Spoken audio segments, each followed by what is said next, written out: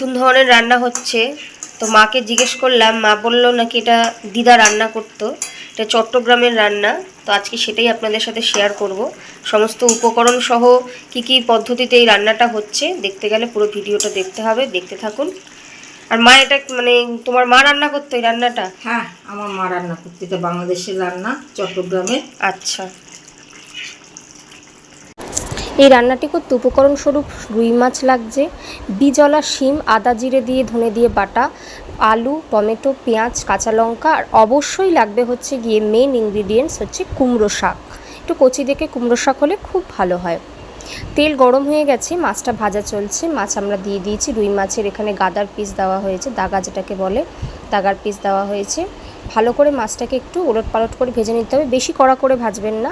এখানে মাছ ভাজা প্রায় হয়েই এসেছে, আমরা নামিয়ে নেব মাছটা।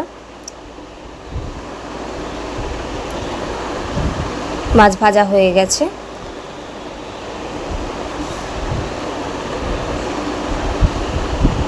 দেখুন, এরকম করেই মাছটা ভাজবেন, বেশি ভাজবেন না কড়া করে, স্বাদটা চলে যাবে তাহলে।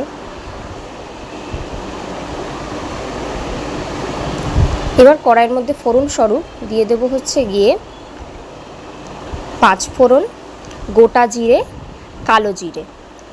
ফোড়ন হিসাবে কিন্তু 5 ফোড়ন, গোটা জিরে, কালো জিরে এই তিনটেই পড়বে।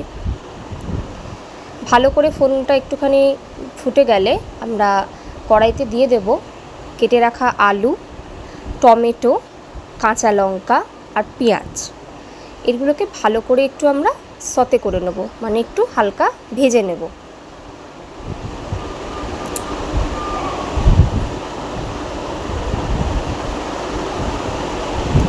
দেখুন, কড়াইতে সমস্ত কিছু পড়ে গেছে, হালকা করে একটু নাড়িয়ে নিতে হবে।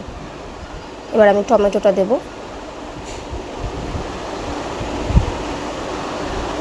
কাঁচা লঙ্কাও পড়েছে, পেঁয়াজও পড়েছে, আলুও পড়েছে, টমেটোটা একটু পরে দেব। এবার আমি টমেটোটা দিয়ে দেব। এবার দিচ্ছি আমি হচ্ছে আদা জিরে ধনে বাটা। টমেটোটা পরে দিতে হবে, কারণ টমেটো আগে দিয়ে দিলে আলুগুলো গলবে না।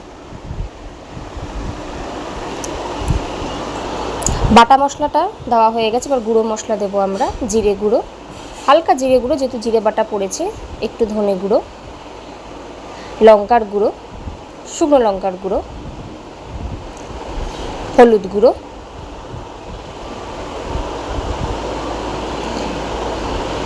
জিরে ধনে গুঁড়োটা খুব কম পরিমাণেরই দেবেন যেহেতু জিরে ধনে বাটা পড়েছে, যাকে একটু পরিমাণে একদম। এবার একটু নাড়িয়ে নেব। মশলা দেওয়া হয়ে গেছে। এবার আমরা টমেটোটাকে যুক্ত করব, ভালো করে নাড়ব, সবকটা মশলা যাতে সবজিতে ঢুকে যায় ভালো করে।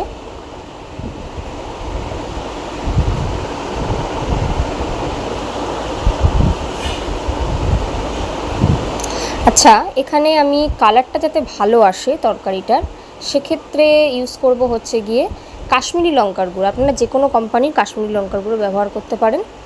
কালারটা যাতে খুব ভালো আসে, এতে ঝাল হয় না কিন্তু তরকারির রঙটা খুব ভালো থাকে।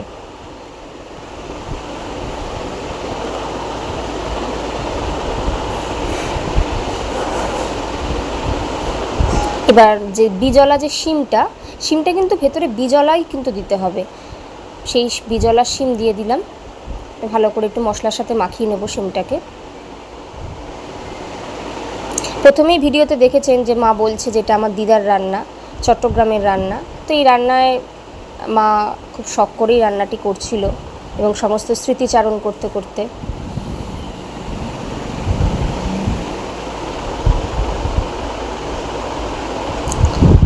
দেখুন, এখনই মশলাটা হালকা হালকা কষে এসেছে। এবার নুনটা দেব। নুনটা প্রয়োজন মতো দেবেন, যে যেমন খাবেন।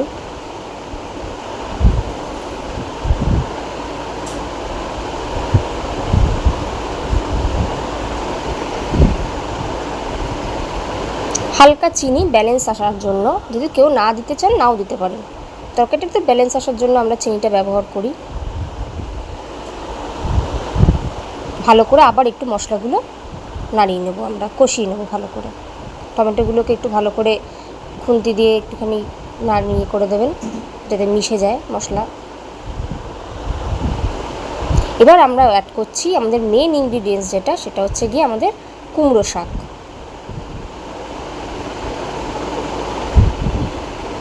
দেখুন কি শাকটা এতটা কচি, মানে আপনারা ভিডিওটা দেখেই আশা করি বুঝতে পারছেন। ভালো করে মশলার সঙ্গে শাক, মশলা, শিম, আলু সমস্ত যা আমাদের ইনগ্রিডিয়েন্টস রয়েছে কড়াইতে, ভালো করে সেগুলোকে একসাথে মিশিয়ে নিতে হবে, যাতে শাকের ভেতরেও মশলাগুলো ঢোকে।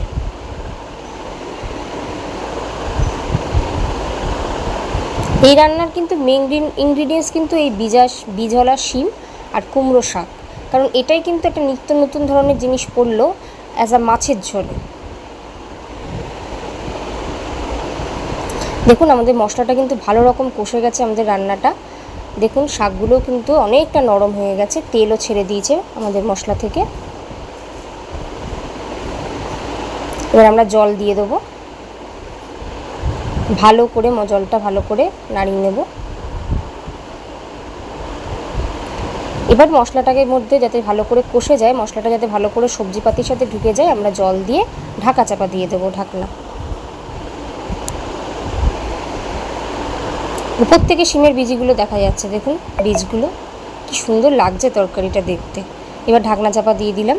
তরকারি ফুটে গেলে আমরা মাছটা অ্যাড করব। তরকারি ফুটে গেছিলো, আমরা মাছও অ্যাড করে দিয়েছি মাছটাকে। মাছের সঙ্গে তরকারিটা ভালো করে মিশিয়ে নেবো। একটু ওই ধরুন 3 মিনিট মতো নাড়লেই হয়ে যাবে, 3-4 মিনিট মতো মাছের সাথে তরকারিটাকে নাড়লেই একটু হয়ে যাবে, বা চাপা দিয়েও রাখতে পারেন। সিমটা কিন্তু একটু মানে গ্যাসের লো রাখবেন। আমাদের রান্না রেডি। ধন্যবাদ আপনাদের সবাইকে দেখার জন্য। অবশ্যই বাড়িতে ট্রাই করে দেখবেন এবং কেমন লাগলো জানাবেন। নমস্কার। কতটা সুন্দর দেখতে হয়েছে দেখুন রান্নাটা।